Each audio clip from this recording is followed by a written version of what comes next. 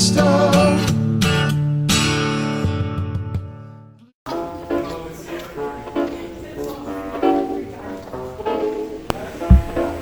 So I have this problem, a condition really. I play in subfloor insulation all day long, so it gets all over my arms and into every shirt and coat I own. Because of that, I need something that keeps me warm but doesn't cover my arms and makes me itchy. So I broke down and bought a vest from Carhartt. Even though I'm not very excited about getting a vest to wear, they give you free coffee at Carhartt.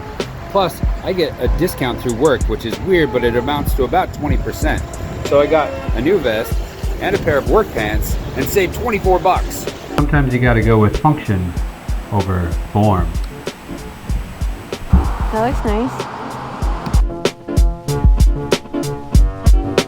I've made us a chain locker with 2 doors instead of the original one.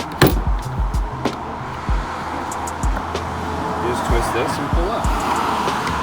And there's where the chain is. That's where it lives. Then I'm gonna put a windlass here and a hole for the chain to go through. Oh, that's smart. But my next plan is to put the forestay on. Which means I gotta clean that up and install it. But that's not all I wanna work on this weekend. This is a giant sheet of 1/2-inch acrylic. Smoked brown acrylic. Because the boat has 2 hatches that look a lot like this. Get close and it's ugly. This stuff is also 1/2-inch acrylic. You can see it has a little bit of a curve to it. It's very difficult to have such a slight curve unless you mold fabricate the acrylic in that shape. But what I think I can do is use something to support this old one. Take off this interior support and then heat up the new sheet of acrylic and lay it across this to get it the exact same angle. That is the theory, and it's a big if, but if it works out, it'll be pretty sweet, because then we'll have nice, pretty new acrylic. We'll keep the paper product on there to protect it from both sides. The people that saw these hatches, they told me that it probably looks this bad because it's been sitting in direct sunlight, and at some point someone used an ammonia-based cleaner to wash this off, like a Windex or something like that, which apparently on acrylic is a big no-no. The tough part is it's only me today, and handling such a large sheet is heavy, and it doesn't have the rigidity of plywood, so it would kind of sag. So I'm going to set up 4 sawhorses, and we're going to do some test cuts. Apparently all you need is a nice fine-tooth table saw blade, which is exactly what I picked up just a while ago. So this should be able to cut both the PVC and the acrylic. All right, let's talk PVC. Here are 2 samples I got from one company and 2 samples I got from another. This is the 1/4-inch product, and here is 1/2-inch. There's not a whole lot of flex to the 1/4-inch, and there is none to the 1/2-inch. So I'm almost positive we're gonna end up using 1/4-inch product. Plus this is nice and thick. Should give us a nice finished result. This, right now I'm leaning towards this company's 1/4-inch product because it seems like the bubble matrix in the side, which is what I'm concerned about once we put cuts in it, seems to be lessened. So I don't think there'll be as much of filler needed to do this product. But we're going to test them both. First I have to rip this down to 1/2-inch because they only had a 1-inch sample. And really we're only curious about one face, and this is double faced. So should be able to compare them relatively well. PVC is going to be the headliner in the cabins. And the reason why we chose PVC is, 1, it's completely waterproof. 2, PVC actually has a lot of good characteristics in a fire. It doesn't really light on fire. It just kind of smolders, and it doesn't drip down flaming hot goo into the rest of your boat. Plus, it doesn't give off chlorine like a lot of people think it does because it's polyvinyl chloride. It actually gives off very, very trace amounts of chlorine while it burns, similar to like having an open bucket of Clorox bleach. But what it does is stink to high heaven, which means if there's a fire, our noses are going to wake us up, and we'll be able to get out of there long before the gas, the off-gassing from this product burning could kill us. So yes, if we were tied down and forced to sit in there, we would probably suffocate because of the gases that the PVC gives off. But it'll stink so bad, we'll get out of there quick. And there's really no spot in the entire boat where you can't get out quickly. There's hatches everywhere, so we're going to use it. If you have thoughts, lay it on me, but I might ignore them. Anyway, let's get to cutting.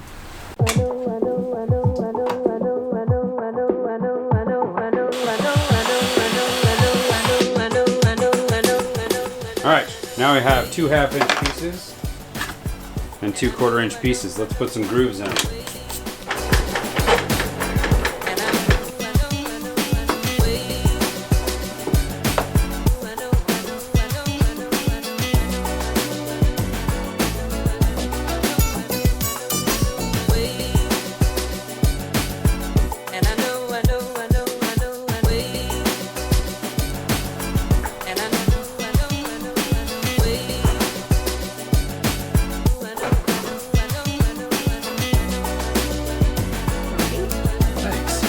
Check this out. I'm cutting different depths to get a feel for what these products will be like as shiplap.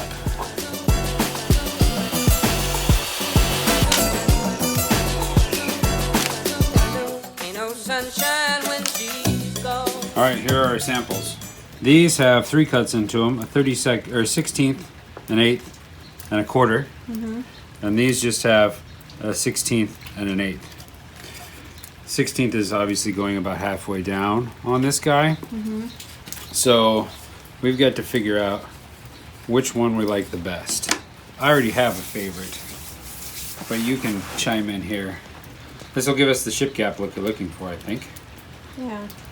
I like how you melded shiplap and nickel gap together for ship gap. When did I do that? You just did it. Oh, ship gap. That's a new thing. Yeah. It's a nickel gap shiplap. That's what this is. Is it between these two then? Yeah, This is too deep. I think it's too thick. I think this product, I dig this. the quarter-inch dip. Yeah. This is definitely my favorite product. All right, so I think the quarter-inch is the better product. I like this product better than this one. I do too. Do you? Yep. Feel them, touch them, rub them on your face and breasts. This is 1/16, and this is 1/8, and this is 1/4. So you can see it goes about halfway through and a quarter of the way through. If we could get away with the 16th, I think it would be a better product because structurally it'll be a lot more sound, but the look of the 1/8 inch depth cut is a lot more aesthetically pleasing to me. I found a distributor online that would sell us 4x10 PVC sheets, but they're out of Canada and the shipping cost is high and each sheet was 200 and some odd bucks, so it's $4 or $5 a square foot.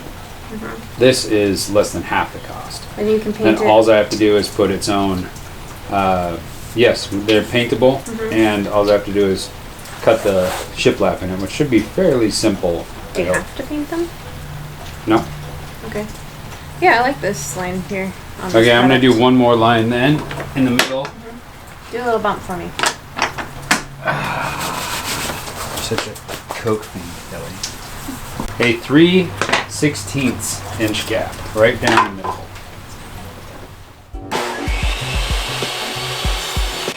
Now that I think about it, 3/16 is deeper than 1/8.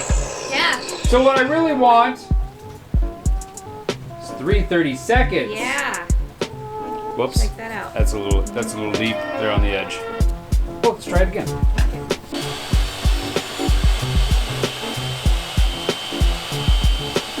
I mean, I like the 1/8 look,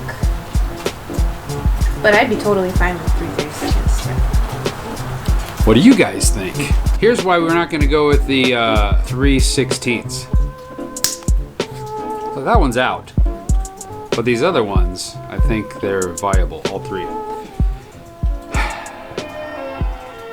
I think we can handle the 1/8. It's still pretty darn strong. Give that a bend. And I really like the look of that 1/8. Yeah, it is. If anything, I think the 1/8, even if they were to accidentally break, since we'll be screwing them in place, I don't think it would be the end of the world. I think we'll do I really like it. I like this is exactly what I was envisioning when I said Carhartt. So, Guns just need to be out. I haven't had to the one little desire to take this vest off unless I catch myself in the mirror. And I'm like, oh nope, that's stupid. You look real dumb. So I avoid mirrors and cameras. This is our new camera. It's an Olympus OMD 5 with a Rode microphone. Minus the lens cap. Yeah, I lost the lens cap. Shut Kelly. Kelly brought me some coffee, and as her reward, I'm gonna make her carry super heavy acrylic with me. Are you ready?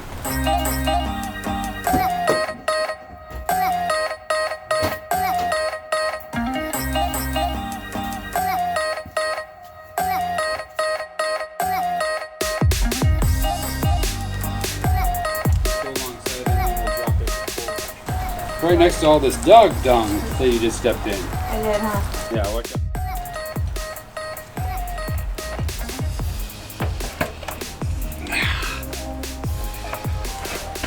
Thanks, Kelly. You're welcome. Your shoes smell fantastic.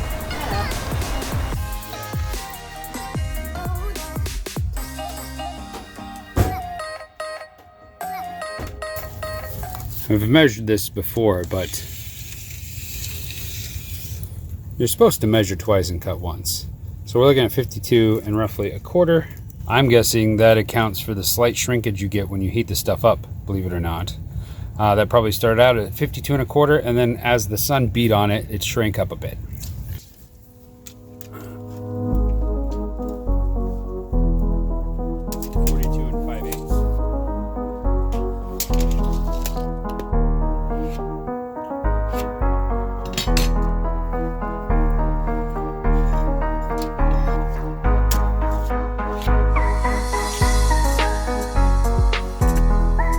That lined up perfect. I'm a little afraid to cut this stuff, but from everything I've read and from the people that do this professionally, it cuts pretty darn easy as long as you go slow and use a fine-tooth cutting blade. That's the game plan. I hope it works.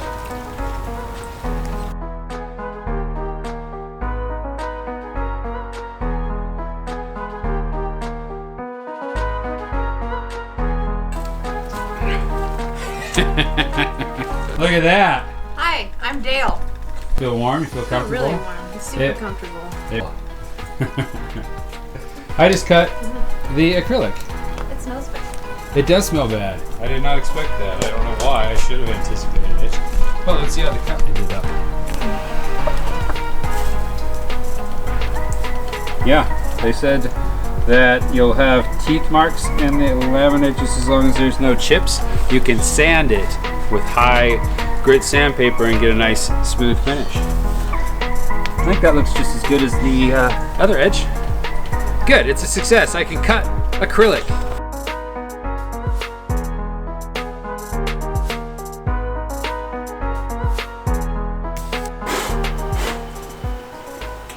All right, let's consider this the first test run.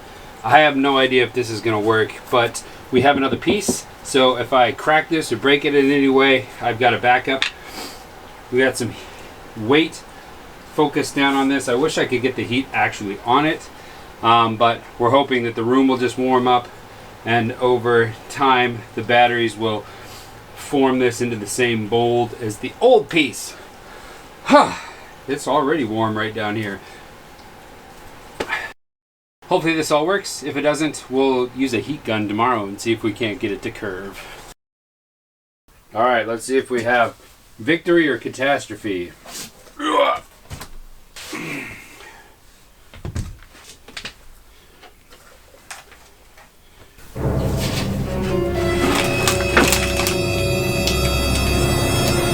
We have a slight curve, but nowhere near the curve of this guy. It was sitting well in this little dent, but as soon as the weight came off, it popped up and left us with a little one. So I think at some point in the night my heating pad and stuff kicked off. I'm gonna let it keep going for a while.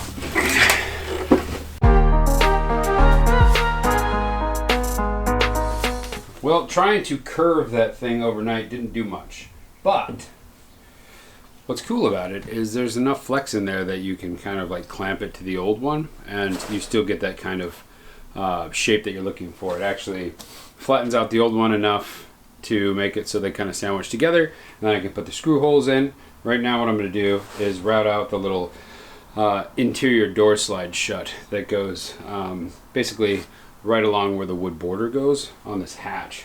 So far so good. As you can see, I've managed to mirror the front roundedness of the hatch using the router. It did take a little chunks off, but you can sand the edge of this pretty smooth. So as of right now, there's just a slightest indentation right there, and then another one over here, believe it or not, about the same distance from the edge. Drilled 2 pilot holes where this hatch is going to be. Here is the original right there that we're mirroring. So I'm just creating this at this point. And filling inside here, it's far from perfect. So I think we'll be all right. That feels pretty damn good. Now I'll reset this fence and make this other cut the other way.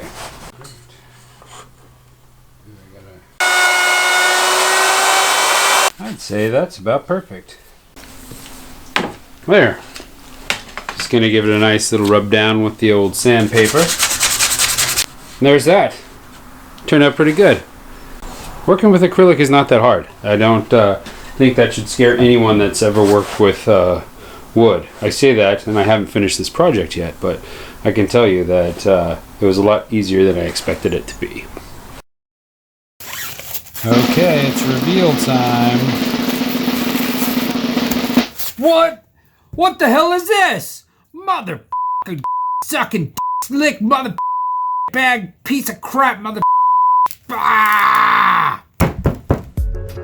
So working with the acrylic was actually pretty darn easy. The one thing I did wrong was I used standard drill bits to drill my holes, and as they were coming out the other end, they would split the acrylic. You have to use a proprietary drill bit that's made to drill through the acrylic. I picked some up off of Amazon, and I was off to the races redoing everything that I had just done. It actually went fairly quickly. We time-lapsed the whole thing, and it took a mere hour and a half to finish it back up, and it turned out beautifully.